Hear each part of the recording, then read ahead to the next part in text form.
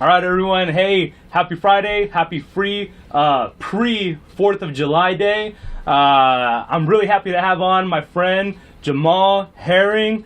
I had to note down how many titles you have, so let me read them off. WBO Junior Lightweight Champion, originally from Long Island, New York. Most importantly, U.S. Marine veteran. Hoorah, brother. Hoorah. 2012 U.S. Olympian. You're signed with TR Boxing. Top ranked boxing. 2016 All-American, All Marine Boxing Hall of Famer. Adidas athlete. That's quite a lot of accomplishments you got there, bro. It's just a huge honor just to be a part of so many great things. And like I said, I'm just looking forward. Like you pointed out more point though, it just feels good even after my active duty time with the Marine Corps. I can still represent the Marine Corps on a whole different platform. So I really take a lot of pride in that. And like I said, once a Marine, always a Marine. So yes, sir. When I'm out there, not even just in the spotlight, but just my everyday life, I have to still conduct myself as a Marine because I represent our Corps. So everyone's watching is just to see how I maneuver and do things. But like I said, for the most part, I think I've been representing the Marine Corps pretty well, and I'm just honored each and every day. Yes, you are, man. Like I was telling you before we got started with the podcast. It makes me really happy the way that you're out there carrying yourself and representing us Marines out there. You're doing a phenomenal job. One thing that they told us, at least they told me in boot camp, is during active duty and even after, once we're out, whatever we do right or whatever we do wrong, if we make it to the front page of the newspaper, they're gonna say U.S. Marine attached to it. Exactly. Yep. Exactly. And that's stuck to it. I don't want to be that person who makes a mistake and boom, I just I embarrass the Corps. The black eye for the Yep. black eye for the Corps. Yep. So, Yep. that's why, but I feel like with me personally, I feel like if you just conduct yourself well and just live your life the right way, it's not hard avoiding conflict in Yep. terms of the media. Like for me, it comes natural, and it's just who I am. So I really don't have an issue with like thank God, have any issues dealing with the media or have done anything that has got me the wrong exposure. Because like I said, I believe in those core values still. So I just go out there every day and just carry myself not only as a gentleman but a Marine every day. Yeah, definitely. So I want to start off talking a little bit about you. So how did you become to be who you are today? Where'd you start off? Where are you originally from? Where'd you start off? I'm from Long Island, Coram, Garden Heights to be exact. I had a very close friend, one of my best friends I grew up with. He was a year older than me, and it wasn't until after the 9/11 incident where he had joined the Marine Corps, and then the following year I followed in his footsteps. And that's where I like I said, I've been enlisted since about 17 years old in the Marine Corps. Like I had my 18th birthday in the sandpit. That was fun. I bet that was fun. So if you really look at like my whole life and like as an adult, I spent a good chunk of my adulthood in the Marine Corps. So the Marine Corps is pretty much what I really know, as a man. But I was enlisted from 2003 all the way to 2012. I actually extended for an extra year because I wanted to represent the Marine Corps during the 2012 Olympic Games. And I didn't know until I qualified for Olympic Games that I was actually the only Marine to compete in that whole entire, Olympic Games from any sport, not just boxing, but from any sport under the U.S.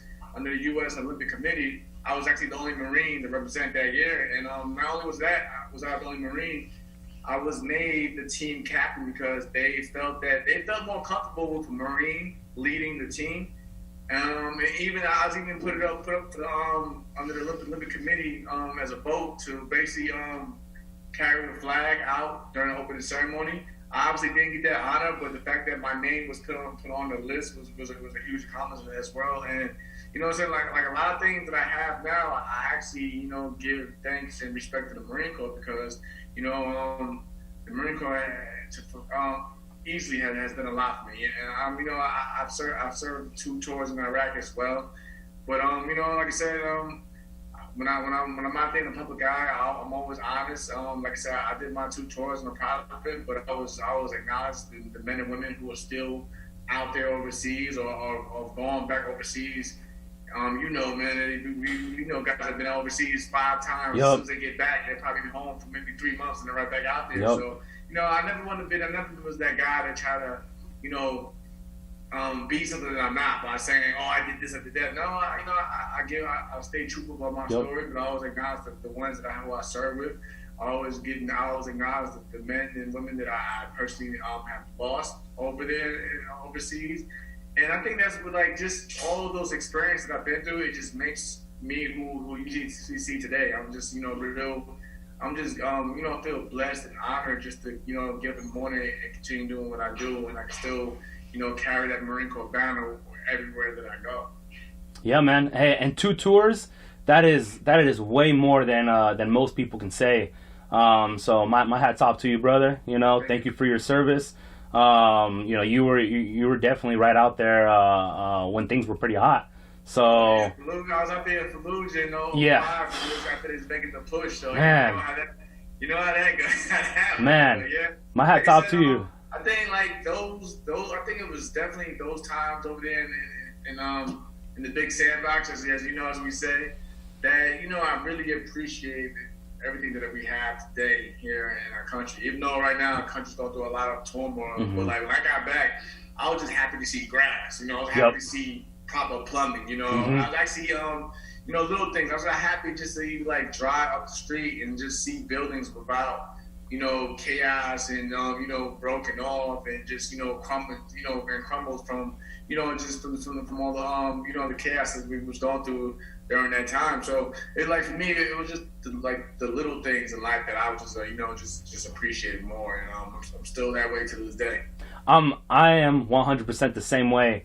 Anytime I meet a business-minded, successful veteran, that's one thing that we always have in common. We always look back to how things like our trainings, our basic discipline, boot camp, just following a chain of command, just things like that, really makes us.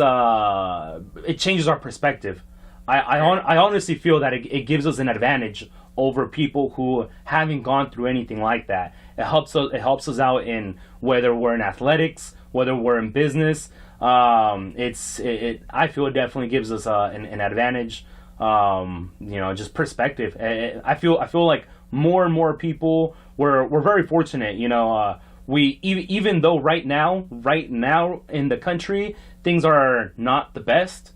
Even though right now things in the country are not the best, as a timeline, this is still one of the best times in history. You know, when it comes to luxuries and comforts and things like that. So that's I feel as time goes on, things get easier in life, things get more comfortable, things get more relaxed, and people lose that sense of perspective of, like, how clean water, having a basic toilet, getting the opportunity to shower, things like that, perspective. And I can add on to that, like what you're saying, like, people tend to forget, regardless of how you may feel about the protests and the movements and like that, this is what we as Marines, we defended. You know, we defended our country for, to have that freedom, you know, to go out there, you know, and peacefully voice your opinion, you know, use your voice. Regardless, you know, doesn't matter if you may agree with what's being said out there. We as Marines, we defend that Constitution for these men and women to go out there and voice their opinions, however they see, please, you know, wherever pleases them, however they see fit. Because, as you know, we've been up to a lot of countries where it's, you know, this way, or, you know, the consequences. Yep. Are far worse than, you know, just getting locked up. You know, you know, a lot of these countries, you know, if you go against what's being said out there, you know, you're executed. Yep. But I always say, it's not about, people complain about, oh, you're disrespecting veterans when you do this or that. But at the end of the day, we as veterans, we sign up to, to protect those who want to use their rights in this country. So, like I said, I have been, it's crazy. It's crazy. Obviously, it's crazy how things are going right now. But that's at the end of the day. On the flip side, that's what makes our country different from others. Even when you say that, even in our worst, we still, as people, we still have a voice. We still have, we still have, a choice. To go out there each and every day and do what we feel is right for ourselves out there. So a lot of people, take those things, like I said, those little things for granted as well at times. Yeah, definitely. Basically, to sum it up, is freedom of speech. Freedom of speech is a very, very important thing that I feel that most people who haven't served don't understand that we're one of the few countries that has that. I feel like it just goes right over their head. It just the ones that's going out there arguing, yeah, saying that you're disrespecting the military. Yeah, I'm like, no, yeah. This is what we fight yes, for. this is what we fight for. You and the individual that you're arguing with, yeah, go out freely and voice their opinion. Yes. So that's one thing I really can't stand. Like I said, with those who've never served and they try to tell you what the military is about and how the military veterans are feeling.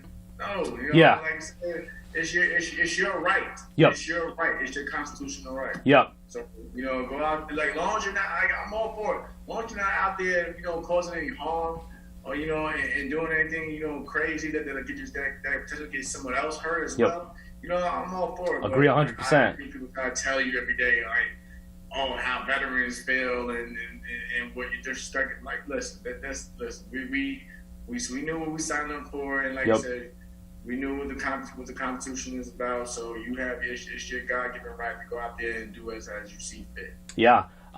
There's actually this quote came to my mind right now. It's one of the most powerful quotes that I have saved in my head. It's freedom of speech is always one generation away from being lost, if not defended.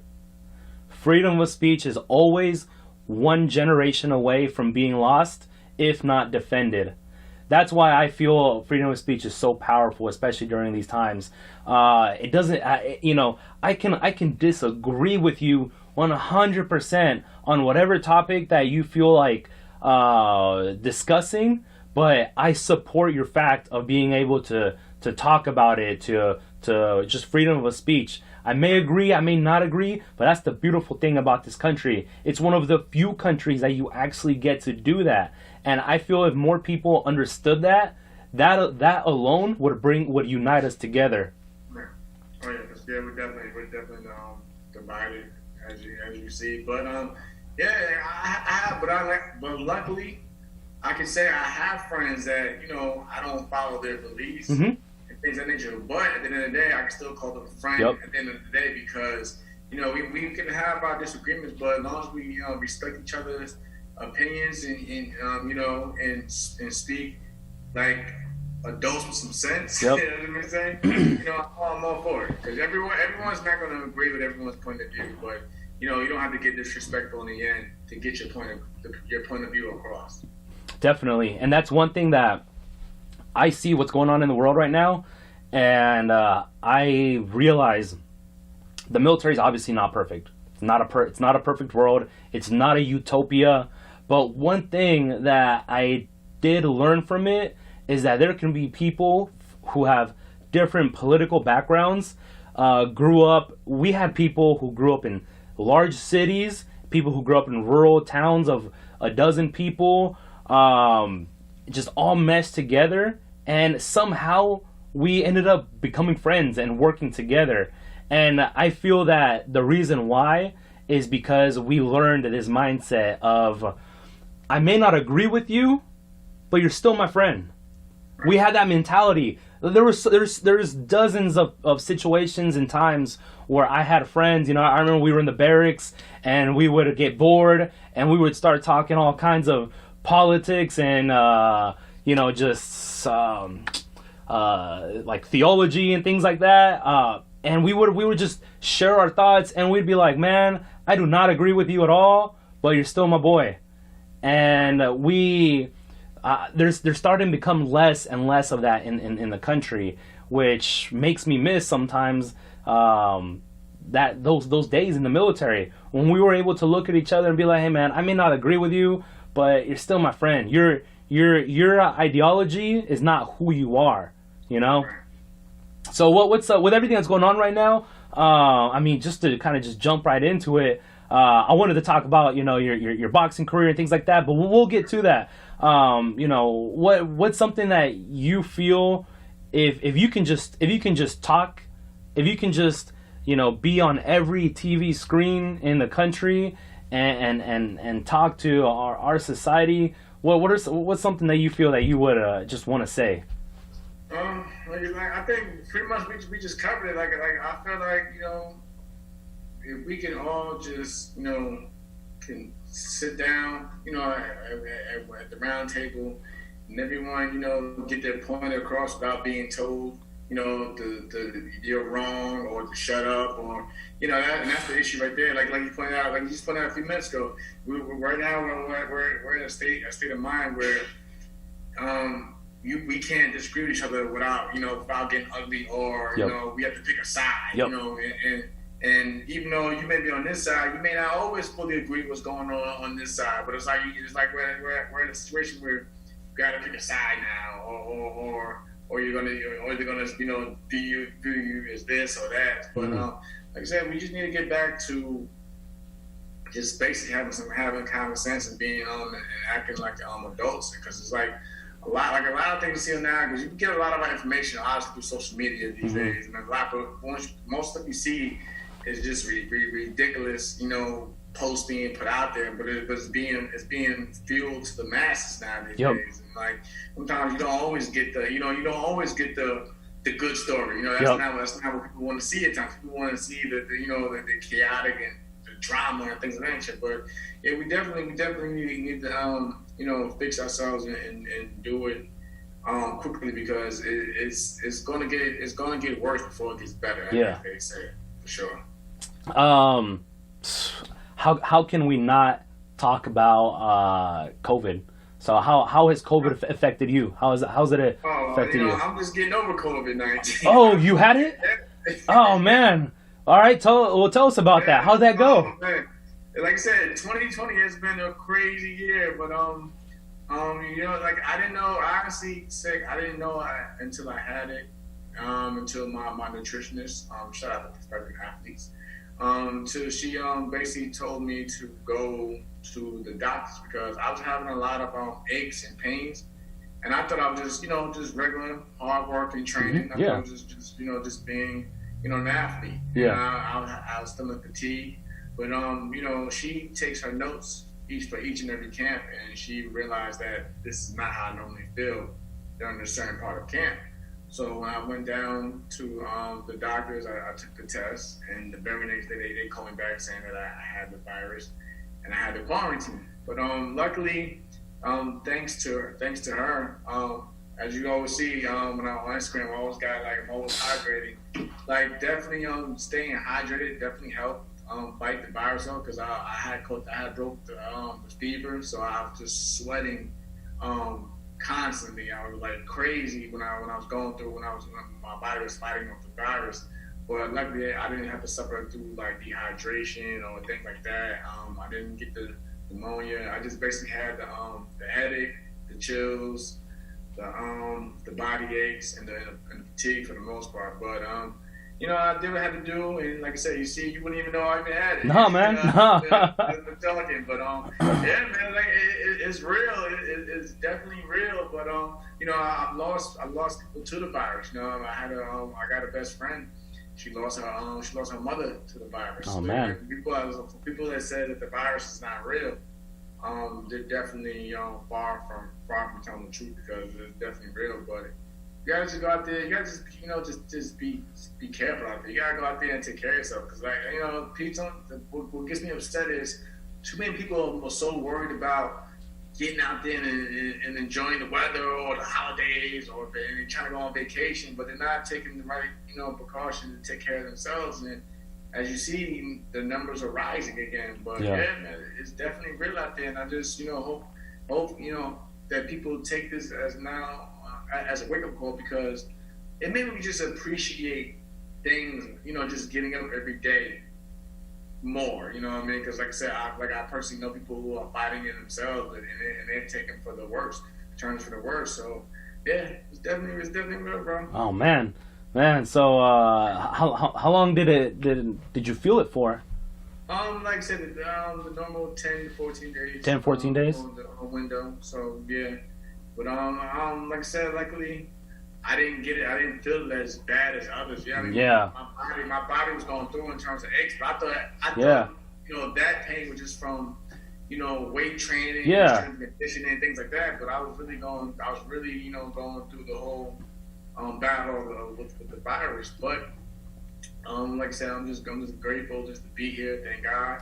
I get to wake up and speak to my kids every day, and that's nothing. I'm glad that I actually caught the virus away from them, away from them catching it or anything like that. So yeah, I like I say, hey, man.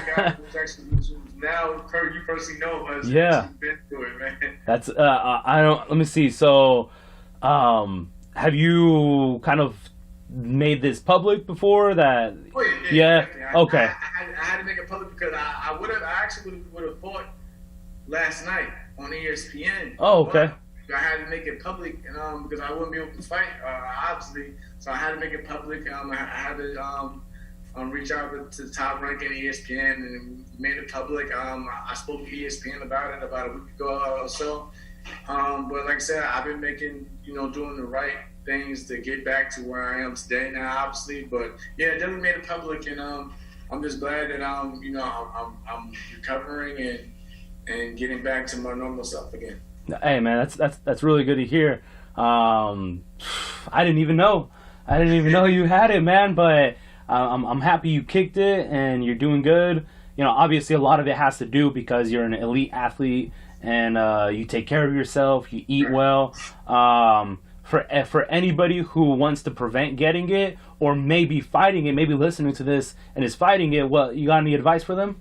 Man, like I say, when you have to fight that fever, please stay hydrated. I'm telling you, like that, like it's the little thing, because there's no medication for it. So basically, you have to take care of yourself in order to kick it. So like, just do it, like with your doctor's order, like stay quarantined off from everyone. You don't want to risk it spreading, out there for starters. But you definitely gotta take care of your body, eat the right food every day.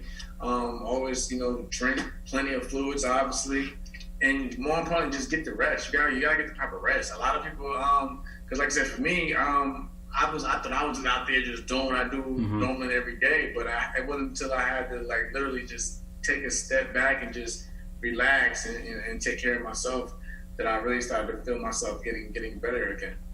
Hey man, well I'm sure someone out there who's listening to this and is fighting it is gonna appreciate your words of encouragement and that piece of advice. So how about your schedule? I'm sure, like you said, this either postponed or canceled a fight you had. No, it's postponed. Oh, postponed. Okay. We said we're going back. Luckily that I informed them in a proper time window. I'll be back. I'll be back in the ring July 14th. Still on ESPN. Same opponent, Jonathan O'Kemna from Puerto Rico. Defending my WBO world title. So yeah, everything is back on schedule. I have that confidence. I feel that I can now get back to where I left off at and get in there and just do what I do best. Nice. So right now you're in Nebraska, right? Yeah, Omaha, Nebraska, with my bro and the fellow champ, Terrence Crawford, and the rest of my team. So yeah, finishing camp here. I actually can say I've been fortunate to have camp here because, as you know, in the country, a lot of places and gyms, especially, are shut down. Yeah. But here, I have a gym. My strength coach, he left the gym open. Give a shout out to Jamie Belt, my strength coach from out here, in Nebraska as well. He has a gym that we use for strength conditioning. So I've been fortunate to basically use everything that I need for training camp, to this day. So I'm happy about that. That's good to hear, man. That's good to hear. What are some future upcoming events you got? I know you just told us your postponed fight, when that's coming up. Any other events that are boxing related or non-boxing related?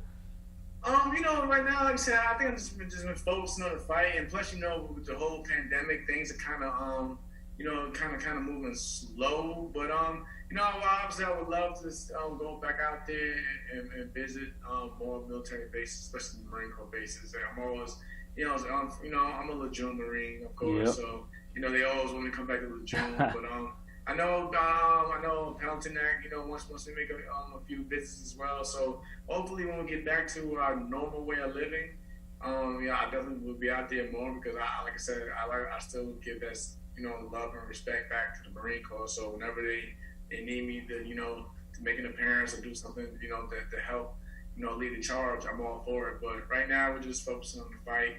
Hopefully, after the fight, I can enjoy the little bit left off the summer. Yeah. But like I said, overall, I'm just happy just to be here, healthy and in one piece. That's good to hear, bro. That's good to hear. Well, as we get close to wrapping it up, anything else that you want to cover? No, man. Like I said, it's always good. It's always good speaking to a fellow Marine Corps brother, man. So I'm just honored just to be a part of this. Also, like I said, going back to what I just said, hopefully after this, though, I can do some more work with the USO. I did some work with them in November.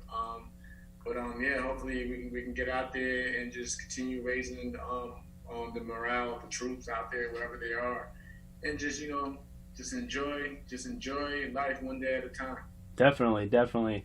Well, all right, brother. Hey, man, I really appreciate you coming on the podcast, especially since it was kind of short notice. You also. I got time to go for it, bro. Hey, man, I appreciate it a lot. So take care. Keep taking care of yourself.